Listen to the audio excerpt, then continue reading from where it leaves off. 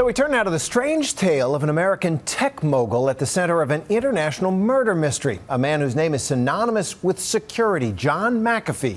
He built a fortune creating the antivirus software that protects millions of computers around the world. But now he's being chased by police across a tiny country in Central America. And ABC's Matt Gutman reports from Belize.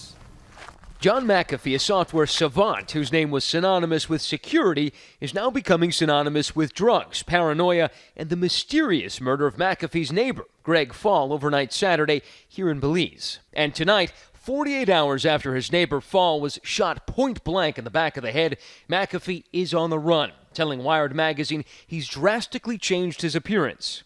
I have had an adventure from hell, I want to tell you that right now, sir. Lying in the bottom of cabs, boats, you name it. Police tell ABC News the 67-year-old is a person of interest and is now being hunted by police, even American officials still investigating the scene of the crime. When the police arrived at his property, he saw them coming and he hid. He, in fact, says that he dug himself into the sand and put a cardboard box over his head. But he's convinced that if the police catch him, the police will kill him. The island of Ambergris Key, a strip of palm-shaded sand in the Emerald Caribbean, accessible by tiny puddle jumpers, so intimate everybody knows everybody. We traveled to McAfee's beachfront compound. Hello? Anybody home? Where we found his guard. Have you heard from Mr. McAfee? No. No. Not even nothing. Do you think he's okay? I guess so. As Nightline learned, Fall was an American also, living just down the beach from McAfee. Shane McCann was one of the first on the scene. He had a gunshot wound at the back of his head, and he was laying face up. Fall had lived here for years, a place where Americans come to find quiet and anonymity. But according to realtor John Turney, McAfee stood out. He said that he's paranoid. And I wonder if you've ever seen any evidence of that. Certainly. I mean, any of us who live here on the island notice that when he's moving about town, he's not alone. He's got his security personnel, his security guards with him. They were armed with shotguns. McAfee even seemed to advertise his zeal for security. But it could be this photo, snapped for a feature about John McAfee in an upcoming edition of Wired, which tells the story of a genius whose paranoia may be eating away at his sanity. I hid for almost 18 hours, and I have buried myself in sand. I have slept on roofs. I will do whatever it takes. During the recession, McAfee lost nearly $100 million, but enough was left to buy this compound. McAfee tells Wired he believes the country of Belize is out to get him. That they don't like him, that they either want him to leave the country or they want him dead. McAfee told Wired police poisoned his dogs and that they killed his neighbor, insisting he had nothing to do with Fall's death. He's dead, yeah, they killed him. So it spooked me out when I heard that. I thought, oh my God, they were coming for me, they were sticking for me, they got the wrong house.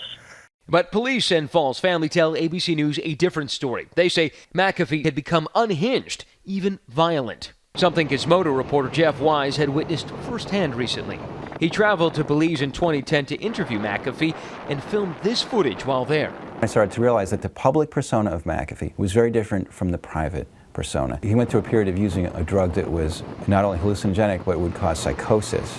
Wise says McAfee even bragged about his fondness for the controversial but not illegal drug called bath salts on a drug-focused message board, calling it super perv power. ABC News has not been able to verify that post. But McAfee kept running afoul of police. I seriously entertained doubts as to whether I was going to get out of his house alive.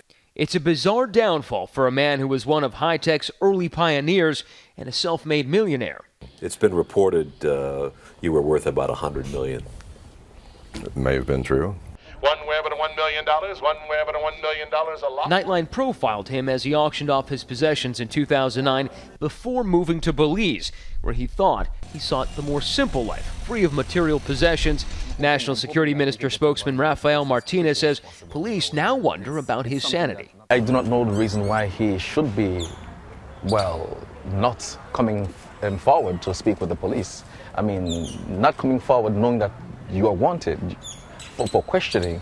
I mean, it begs the question exactly your state of mind, of course. According to Davis, who continues to be in phone communication with McAfee, McAfee remains on the move. but is committed to staying in his beloved Belize. He thinks it's a wonderful place. It's the most beautiful place on the planet. Why would he want to leave? He leaves behind a community reeling and is still fearful with McAfee on the lam.